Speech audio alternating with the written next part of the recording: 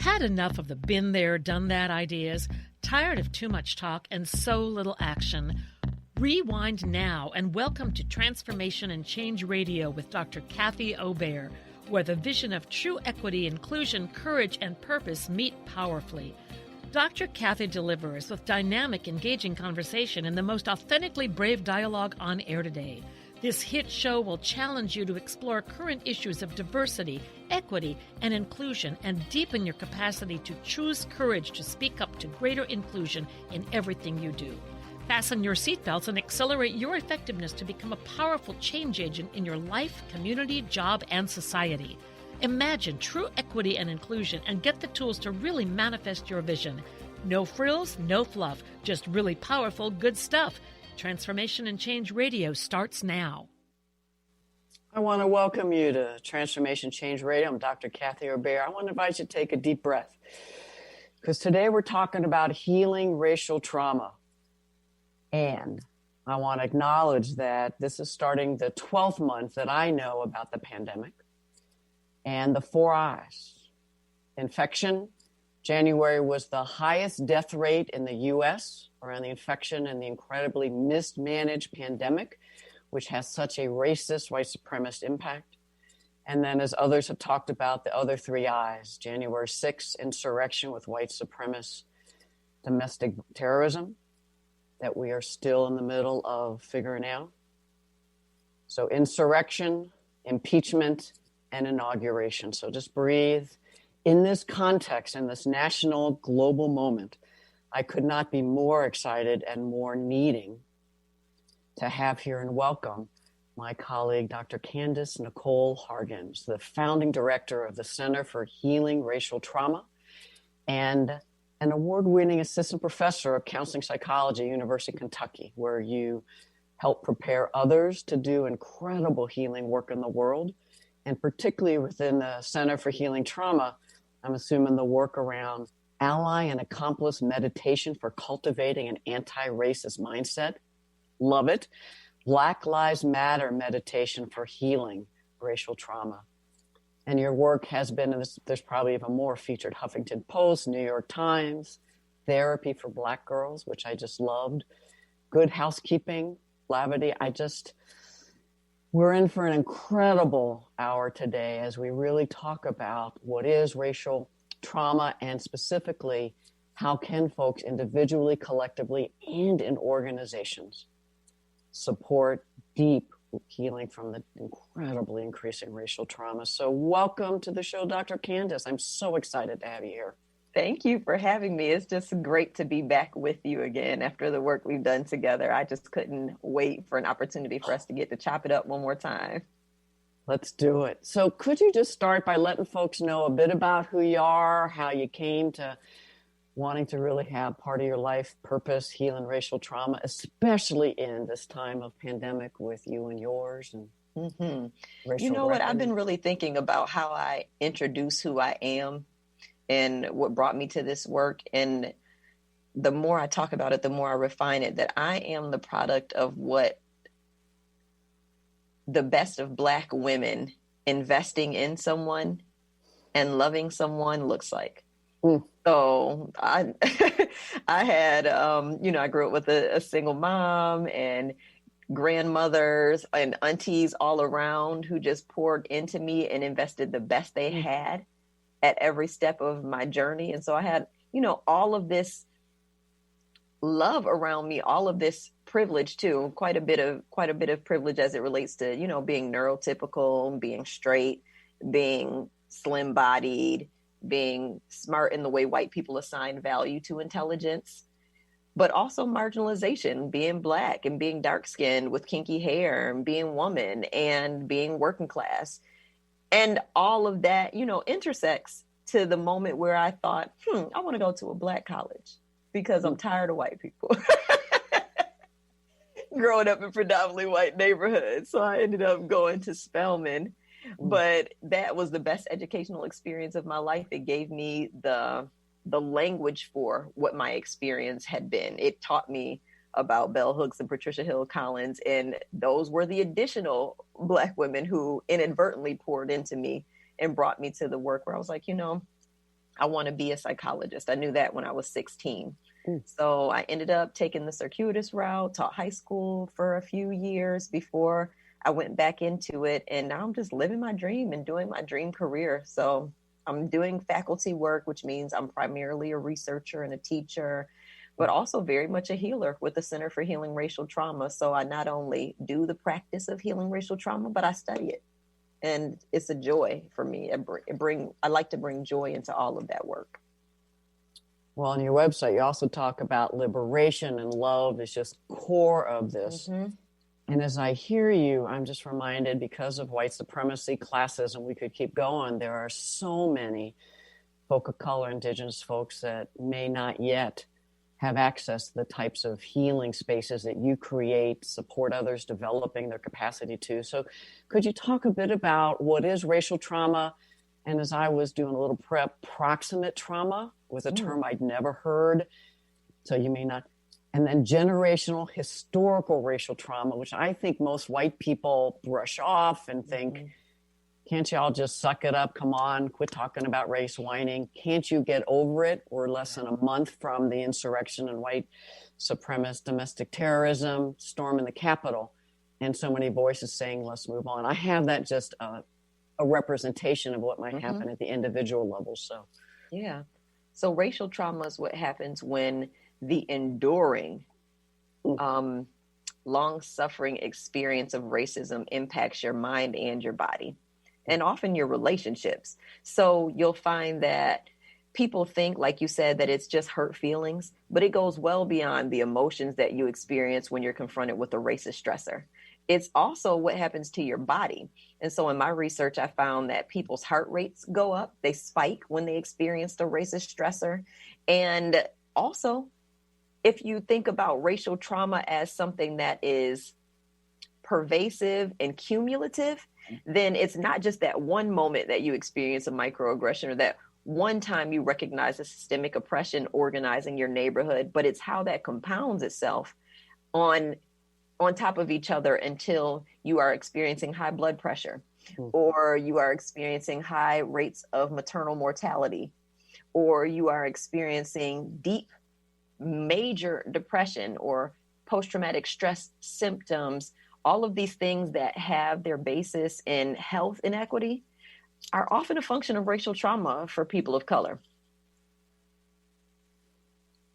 And I find so many white folks, especially the pull yourself up by the bootstraps, that one of many big lies of white supremacy ideology of, as the individual, you're the one that's responsible for your own health, and it has nothing to do with environmental racism, systemic racism.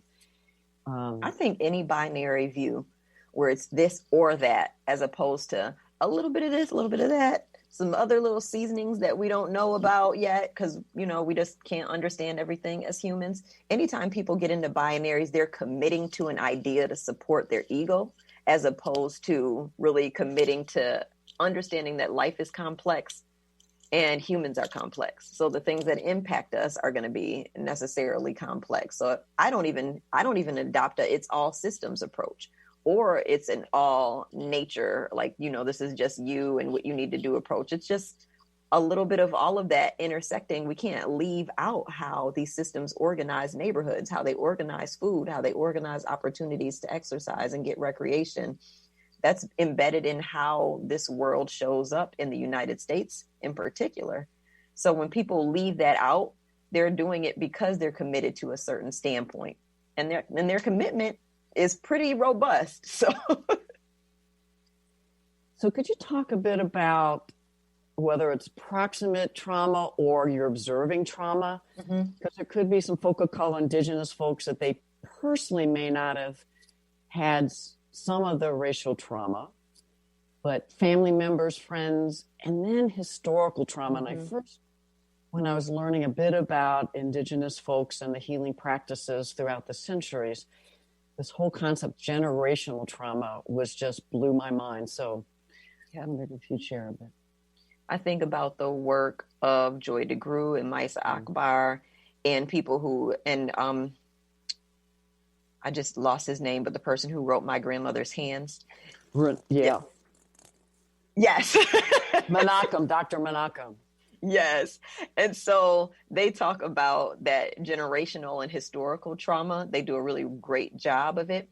But proximate trauma, I call it vicarious trauma. So they're just different names for the same thing. But when you observe somebody else, and they don't even have to be somebody that is a loved one. So our psychology Bible, the DSM-5, says PTSD has to come as a function of like you observing someone that you love or like a cared for other, or, you know, like a national disaster, like an environmental disaster. And I think there are a lot of people who are in the psychology field who are pushing back against that now because that vicarious trauma is real and we've got a lot of literature to support it. So if I can be a therapist and hear any number of stories related to how my clients experience trauma and feel the consequences of that in my own body, then you absolutely can be watching someone be murdered on television or on social media and feel the consequences of that in your body.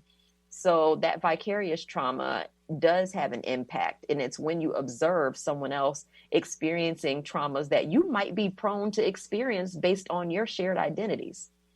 And then the historical piece is that even if you're not bearing witness to it, so in the moment or after the fact, but you learn about it and it's embedded in some of the norms that have shaped your culture because your cultural group has had to respond to recurring instances of trauma, that's that generational trauma. So that shows up in how we parent children.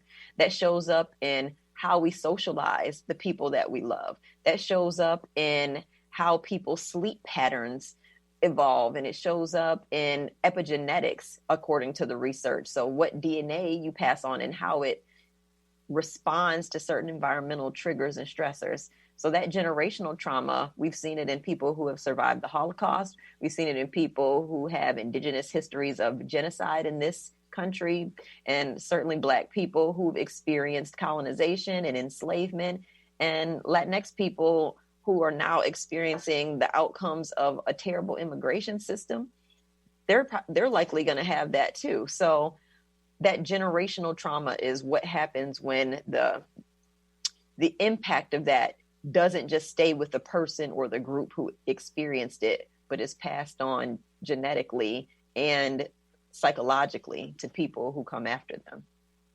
My guess is listeners might be feeling overwhelmed, deep fear, and can we do anything about it? And yes, could you talk a bit, I know this much, about some of the ways that indigenous communities, and that could be Native communities as well as African communities that were forming, trying to create some resistance to the enslavement of, so, and there might be others, you know. So what are, and might be worldwide, but what are some ways that actually might be the roots of what you do, ways that over the centuries, communities of color, indigenous communities have created some healing for racial trauma in the midst of just significant genocide, and slavery, terrorism, in all kinds of ways?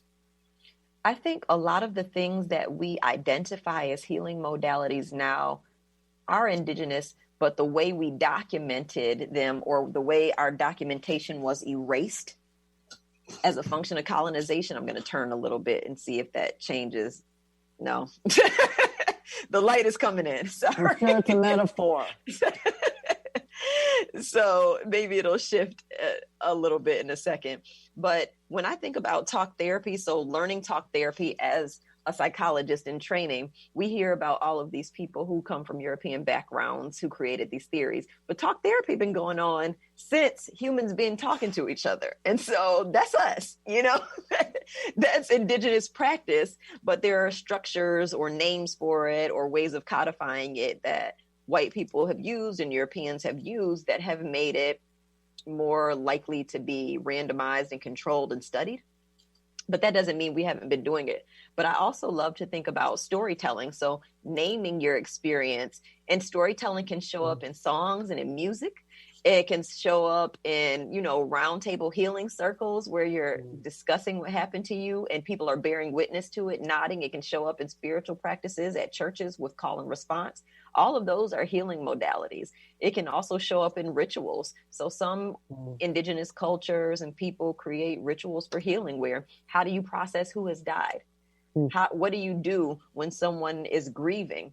So all of those processes are healing modalities that have been embedded in a number of cultures for years. And sometimes we co-opt them in American culture and then capitalize on them in American culture. But things like acupuncture and Reiki and yoga and dance and storytelling and poetry and talk therapy and music and all of that, they can be used to heal. I want to talk a bit about how even white listeners listening who are therapists, caregivers, might still be saying, that's fluff. And with the work that I do of talk therapy or CBT or whatever, I think I knew what that was. So that's the real work. And so how has whiteness, white supremacy culture, co-opting, and then just saying, this is the right way to do? And are you seeing some shifts in the systems of psychotherapy, group therapy, to really finally embrace the centuries of healing practices that today are so needed around racial healing trauma, healing racial trauma? Because my fear is, am I right, that most PhD therapists, social workers are white women? Is that still accurate Yes, and it true? is. Mm-hmm. And insurance only pays for licensed type people. And so healing practices that are really led by Indigenous folks, other folks of color, may not have the systemic support. So any and all of that, because eventually I want to hear more about what your practices are, but how do we develop? But we have time. We got about 5 or 6 more minutes before we'll take a break. Okay. So yes, there are some people who have these markers of credibility. Like, this is an evidence-based practice because it has had a randomized controlled trial to study in a double-blind way that this one produces this type of outcome. But that's a built-in system of inequity, because who has the funding to develop a randomized controlled trial that's distributed through organizations that are primarily white? Who has the resource to recruit and pay participants? So there are people who are doing healing, to your point, without insurance. Like at the Center for Healing Racial Trauma, we don't take insurance. We use a sliding scale. And they are having to document their use of these evidence-based practices. And I'm not saying that's a bad thing. I'm just saying that my role in this, because I like to understand the systems and work within them while I'm dismantling them, is that, one, I'm recruiting more people of color into the field. And I do that every single year as a faculty member at the University of Kentucky. 2, when I train psychologists, I let them know that CBT, cognitive behavioral therapy, is one way of many ways. You might integrate that into Indigenous practices, things that kept you and healed you when you were a child, that you knew intuitively that was going to be a healing practice for you. You might integrate those. You might invite clients to decide for themselves, based on their lived experience, what has already been healing and how you can be in solidarity on that journey. So I don't throw out all of these practices that have had some research, but I recognize that the research enterprise is inequitable. And so I'm not going to only and exclusively use those to say this is credible or this is not. And anytime I work with scientists, I challenge them to do the same. Who did the majority of these studies? Who are the authors of these papers? Who runs the journals in which the papers are submitted? Who funds the studies in the first place? And if you can answer those questions honestly, and people love to use the term objective, if you answer these questions objectively, then you'll see that there's a pattern of racism, even in the way we begin to study, even in the questions we ask and the methods we structure or systematize. So we've got to be willing to push against that, to think about all of the ways that healing can show up. And one of the ways that I'm seeing it now in the science is that there are more people of color moving into these academic spaces and who are like, let me study meditation. Let me study yoga. Let me study music therapy. Let me study storytelling. And so there are small pilot studies coming up, and even some bigger, larger randomized controlled trials coming up. So they're working within the system to at least document those practices as evidence-based. So it's a both and. So the power of using the tools of systemic, racist, white supremacist counseling systems, healing systems, and seeing some change, as well as your voice really challenging. I read how the American Psychological Association, APA, called racism a pandemic, the pandemic of racism. What I'm curious about in just a couple minutes is, my hope is there are hundreds of thousands of more folks like you, particularly folks of color, indigenous folks, moving into leadership to shift these systems quickly. And as I've worked inside some organizations that are focused on counseling, the resistance to change in how we do the practice, much less who we hire. So I know we're not going there today, but can you give me any hope about? I can definitely give you hope. I want to acknowledge this really clearly. I am not speaking in this role for this podcast, but I'm on the board of directors for the American Psychological Association. So even though that's not the role I'm using and speaking from today, I know that when the membership voted for someone like me, overwhelmingly, when they said, we want your voice at the table as a leader in this field, that was a representation of us attempting to really rethink who leaders should be, who should be running the field of psychology. So I'm really grateful because there have been a number of Black women in the president's seat in the past few years, and Black men in president-elect positions. The CEO is a Black man who has a really robust vision for how psychology can grow and expand. So I have a lot of radical hope for that. Radical hope.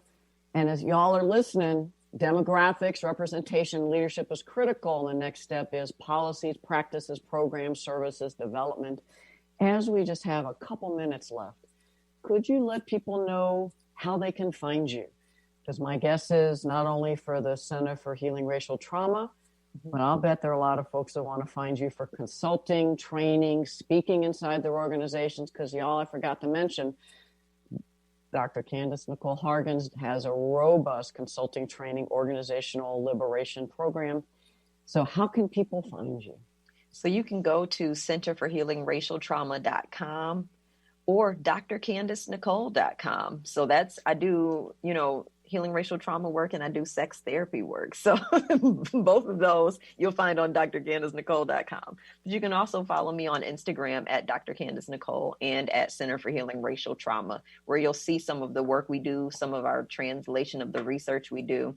And you can reach out there if you're interested in receiving services or having us come in for trainings or consultation. So as we go to break, I'm here with Dr. Candice Nicole Hargons, Center for Healing Racial Trauma, Assistant Professor Psychology, Counseling Psychology, University of Kentucky. When we come back, I'd like to start with, so what are some of the racial healing practices you do that are in the center?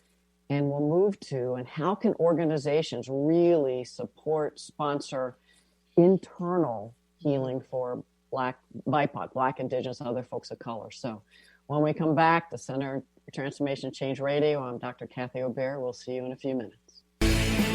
Message Delivery by Lisa Ann. You can't make this stuff up. Tune in every first and third Thursday at 1 p.m. Pacific on TransformationTalkRadio.com. Message Delivery is an inspirational show about the journey to enlightenment and spirituality. For more information or your own personal message delivery, visit angelmessages2u.com. That's angelmessages, the number 2, the letter U.com. Transition, simultaneously the most difficult and vital part of the human experience. Without change, how would we grow? Tune in to Grounding into Your Radiance with Stacey Barber every second and fourth Thursday at 9 a.m. Pacific on TransformationTalkRadio.com. Step into your truth and allow the light into your life. For more information about Stacey and her services, visit staceybarber.com. That's Stacey, S-T-A-C-I-E, barber.com. It's time to get your life back on Burn Bright Today with Jennifer Marcinelli. Tune in each month on TransformationTalkRadio.com. Learn to move from the darkness of burning out to the light of burning bright. Jennifer is redefining stress and the energetic causes of burnout, shining a light on process to get your life back. For more information about Jennifer and her work, visit burnbrighttoday.com. Tune in to The Truth is Funny with Colette Steffen each Wednesday at 8 a.m. Pacific, 11 a.m. Eastern on TransformationTalkRadio.com. This hit show will have you thinking outside the box and riding the wave of infinite potential. Join Colette on the Higher Self Network, inspiring listeners to shine their brilliance and ensure success while roaring with laughter as they recognize the humor of the giant cosmic joke. Visit thetruthisfunny.com. Raising the vibrations through stimulating conversations while exploring the mysteries of Atlantis and Lemuria on Tales from the Merworld Radio with me, Amira Beth. Join us every second and fourth Thursday at 1 p.m. Pacific on TransformationTalkRadio.com. Be ready to feel empowered and an active part of the changing earth. For more information about me, visit amirabeth.com. The Truth is Funny. Shift Happens with Colette Marie Steffen is excited to welcome Karen Benton as a monthly guest host. Tune in on the third Wednesday of each month at 8 a.m. Pacific Time to regain confidence and trust in your capacity to create change in your life, your health, your family, and your well-being. Karen Benton is a mother, nurse practitioner, certified body talk practitioner, Franklin Method instructor, and owner of Limitless Living LLC. For more information about Karen, visit KarenBenton.com. So welcome back to Transformation Change Radio. I'm Dr. Kathy O'Bear, having a fabulous conversation learning with Dr. Candice, Nicole Hargons from the Center for Healing Racial Trauma. So as we come back, could you just talk about what are the ways that you and others support folks of color, Indigenous folks, to heal racial trauma? Mm-hmm. And especially what might people be able to do on their own if they're not able to find some resources in their community or online. So, right. So at the Center for Healing Racial Trauma, we have twofold work. One side is prevention, as we noted at the beginning, right before we went to break. That's the training we do to help organizations cultivate an anti-racist organizational culture, because we recognize that if we don't do the prevention work, then you're going to keep interfacing with racism no matter what. But then on the intervention side, we have our therapy. So we do individual therapies. And then we also do healing workshops. And the individual therapy does start with talk as the basis. But it's what we do with the talk that really starts to shift the healing for people. So you're going to get a lot of validation.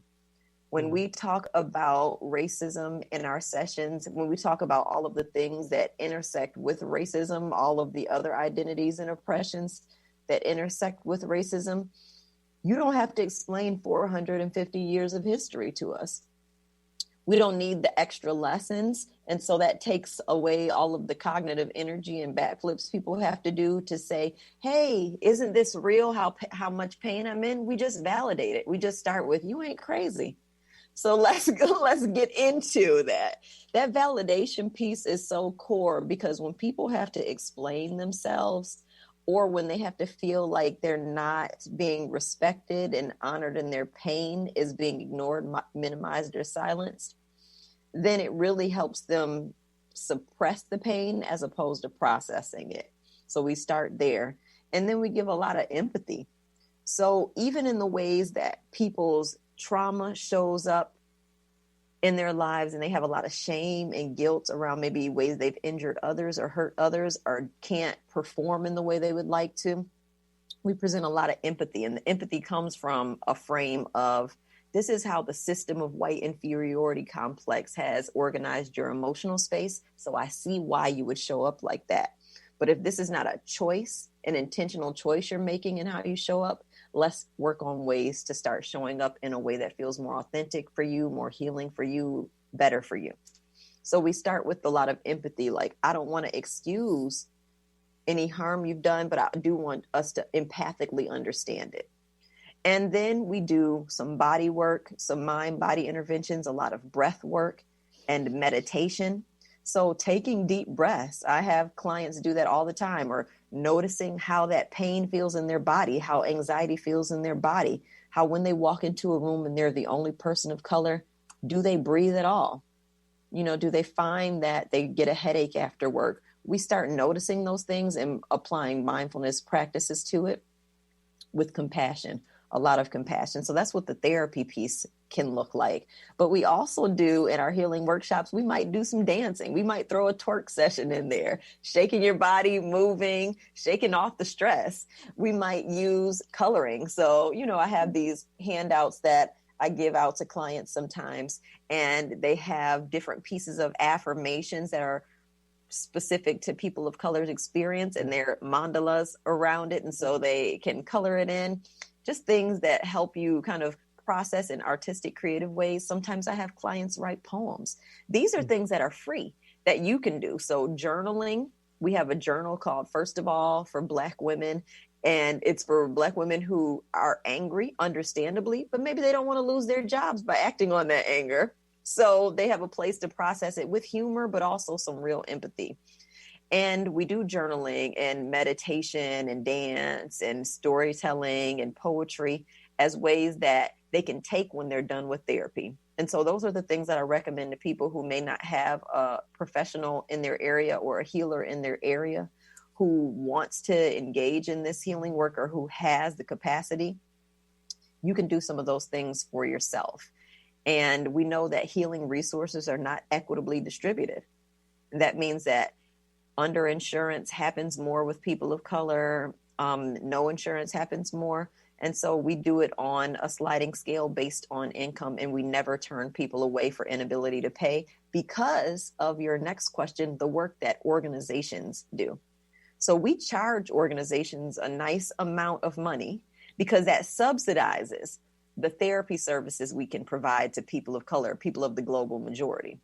So if I'm working with a large company or a university or an organization that's a nonprofit and they're predominantly white, I always let them know, based on equity-based scales, I'm going to charge you at this amount, and this is why. One, because the work is valuable that I'm going to do, but also because I want to make sure that if a person of color can get to our offices or do our telehealth, that no matter what their income level is, they are able to receive services. So organizations can really think through who they hire and how much they're willing to pay, how they organize their budgets so that they can pay for and support people of color who are doing this work, because usually we have a community outreach component or a healing component that's also tied to it. Such great wisdom and examples and key things people can be doing in their own communities. I'm struck in this moment how you use terms so intentionally and you don't waste a moment as you're working with corporate leaders. Even the term global majority and I'm charging you more, so that supports the unsupported critical healing organizational change work that the system, the white supremacist system, does not yet support. Mm-hmm. Can you say a bit more about global majority? Because you can imagine if every white person, as well as every BIPOC person, just as they said, BIPOC or folk of color, the global majority, just that one small step, I can imagine some of the white listeners are kind of a little shook like. In my psychopathology class, I ask every year, what percentage of the world do you think are white people who identify as white? And they're like, I don't know, 55, 60, they don't know because we don't get taught that. And so then when I say 14%, they're like, wait, what? In the whole globe, 14% of the human beings identify as white or are white, would be categorized as white according to the systems we have in place right now. And so people of color really are the global majority. And I know depending on what community you live in, that might not look like that's the case, but then that's a function of colonization and systemic oppression. So if you ever grew up like I did in a predominantly white neighborhood, then that in and of itself on unceded indigenous lands is white inferiority complex organizing neighborhoods to create white spaces. And so we name, if that's the case, if only 14% of the world is white and the rest is people of color, Black people, Native American people, Asian people, all of these diasporas, then we really need to name it what it is, the global majority. And when we take that perspective, it has some empowerment in it to say, I'm not alone in this. Like, I really am not a minority in any sense of the word, even if I might be the only one in this particular room. Taking a global perspective really brings home that these systems have been so pervasive, and the branding on whiteness is impeccable. It just makes it sound so great. But it's like, no, white people are human just like everybody else. They're a part of the human landscape like everyone else, and don't make up the majority of it. So let's distribute the way we do things more equitably. And in the U.S., folks have heard for years that there's a shift in demographics that is real, especially in our younger folks coming up. And white folks my age may still be majority in my age group, I think.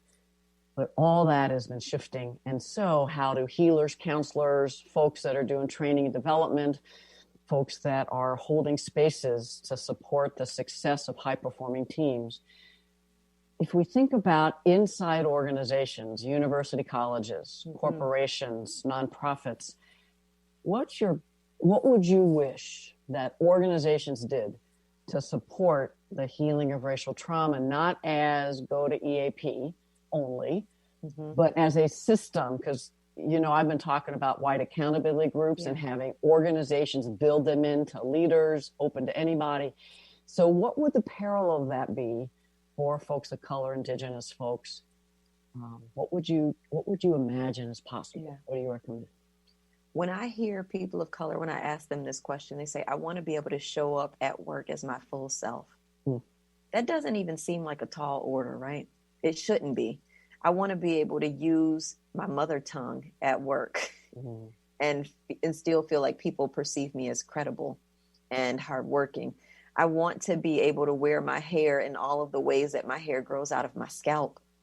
They're just things that we really shouldn't even be discussing in 2021.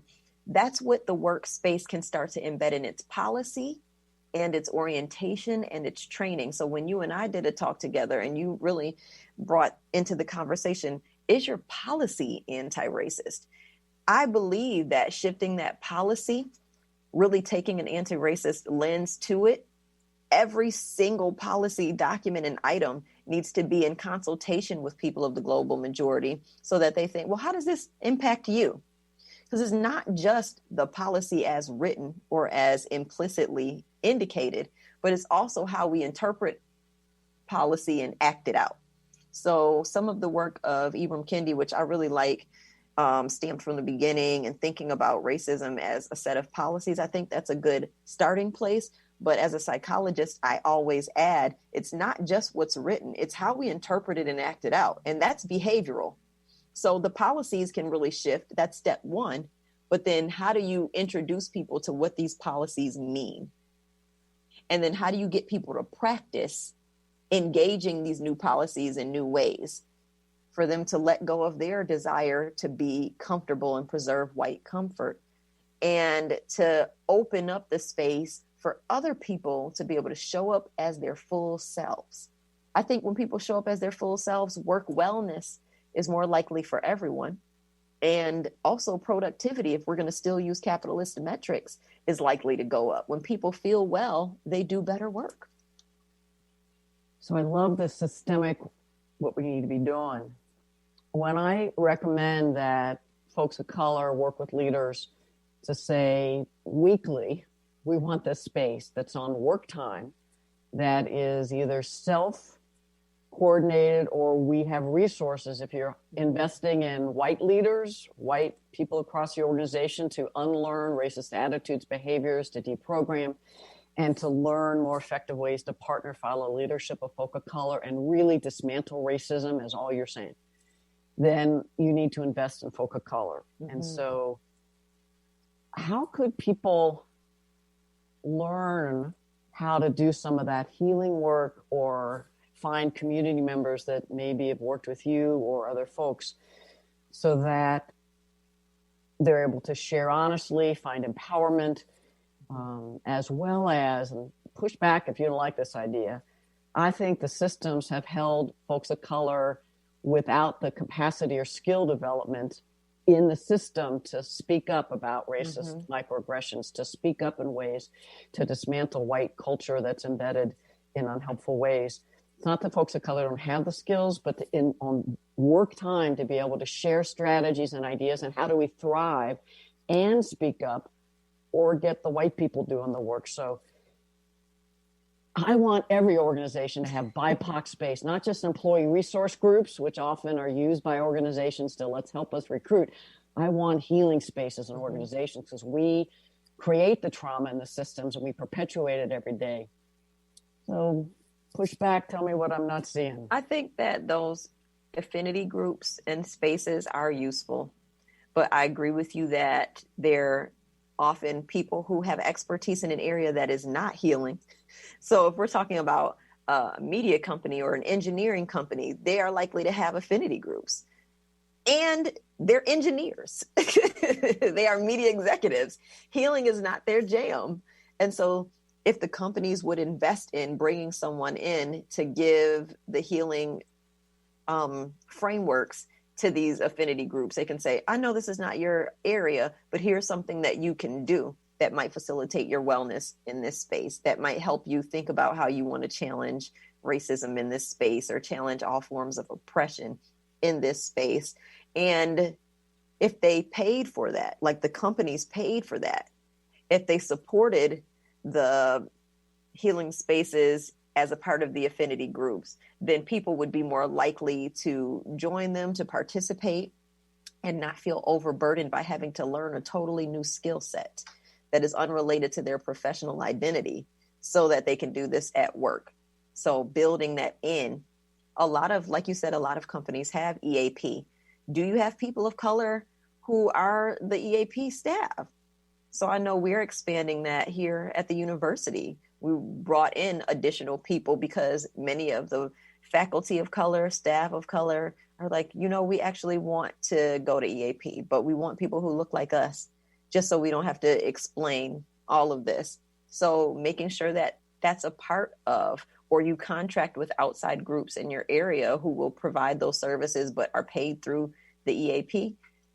Building that out as a company is really important. And this is an ideal year to do it because many companies have it at the top of mind. And we now have a presidential administration who has rolled back some of these really imposing, constricting guidelines on what type of training companies should have. So now's a time where companies can make these investments and see the fruit of it in the next 5 years.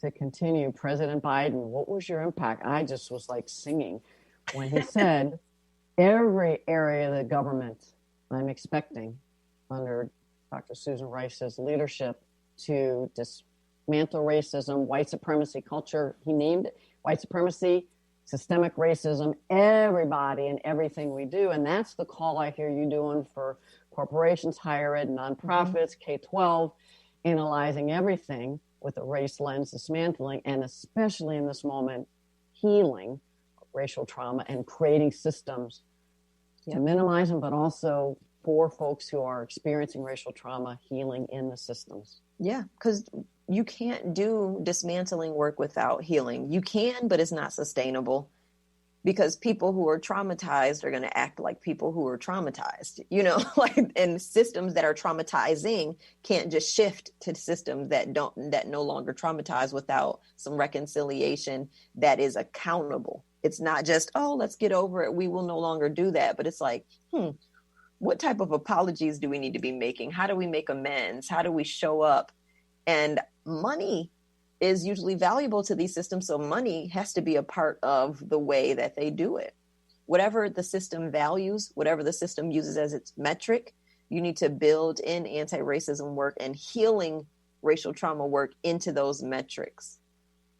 Including, as I know you're saying, what are the key competencies you will require of all new folks coming in around racial hearing, racial justice, creating anti-racist organizations, how you develop the folks that you still have, and how you hold them accountable to change their behavior, and how long will you let someone continue to perpetuate traumatic racist dynamics? Those are the key questions. When folks hear us right now and you and your work, what types of resistance can people, because my guess is folks are like, what kind of resistance can they expect either organizationally, individually, either in their counseling centers, their healing practices? whites in organizations, maybe folk of color, that may not want to call it healing racial trauma. What kind of resistance and these strategies in the last few minutes would you recommend? Yeah, the resistance that you described is real. People are afraid to call it what it is because they understand their systems and they feel like their systems will not support it if it has a certain name. So we have gotten comfortable with using the word implicit bias as opposed to racism or anti-oppression work or systemic, like we have gotten comfortable with certain language. And so you'll see that when companies roll out like RFPs or RFAs or things like that, they'll use that language because it feels more comfortable. So the resistance is around people's comfort level and what they're afraid of. A lot of people are just simply afraid of change, and it doesn't matter what the change is. They're terrified of change because they feel like they'll be left behind. They feel like they'll be perceived as incompetent. They feel like they'll be perceived as inadequate. Those things will likely be true. You will be incompetent for a while. Get over that. You will not know what you're doing. And so when companies start investing in trusting the process of moving through discomfort, which is necessary, courageously as a function of this work, then I think that you can start to move beyond some of that resistance. So I always frame it like the 3 F's. People have fear, which is the main one. People are afraid of any number of things, from looking stupid to losing their friends, all of those. But there's also fatigue. Some people, especially people of color, have been doing this work for so long, they are just burnt out.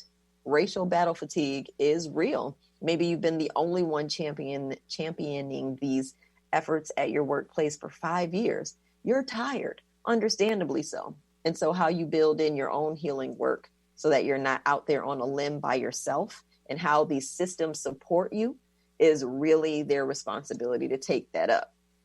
And then the last is not given an F. So some people don't care. They like the status quo. It serves them, and they benefit from it in so many ways that are clear to them, and they do not want to give it up, and they will actively resist it. And some people will passively exist it with active intentions, if that makes sense. So those are the 3 barriers that get in the way. But I think that organizations who are courageous and people within those organizations who do the work, who are courageous, will decide what they're willing to risk and start to take action at that level of risk. And maybe they'll see that that action has some weight to it, and they'll up their level of risk a little bit along the way. So I understand that it can be and might necessarily be incremental for some people. And some people, it'll be all encompassing.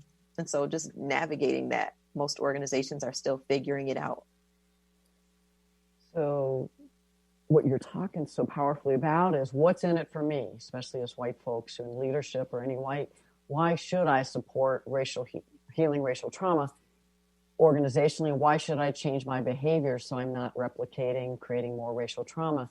Could you talk a bit about how whites, Dr. Menachem talks about in My Grandmother's Hands that whites actually also have trauma healing to do. And could you say more about that? Because I do believe we whites, when we perpetuate racism, when we see it and we don't speak up, when our practices really perpetuate white privilege and keeps us in power, fear of losing that, but we also know we're participating in damaging and creating harm for folks of color. So some new thinking I'm having. How could or do whites need to also heal so that we show up as true partners in dismantling racism? Yeah, white people need to go to therapy around that too. and work with therapists who are informed about how imposing and benefiting from privilege and oppressive symptoms can erode your capacity to empathize, your sense of humanity, and that will show up in your family system. So you might think you're not just saying something at work, but then you see someone in your family system hit or abuse your child and you don't say anything. You start to really embody silencing as a way of being, as opposed to it just being in this one area. So there's a Gwendolyn Brooks poem, and I wish I knew the name of it, but she talks about how the husband in the family goes to a lynching or abuses or harms a Black person, and then he comes home and acts out on his wife too. And the family system has to keep both of those silent.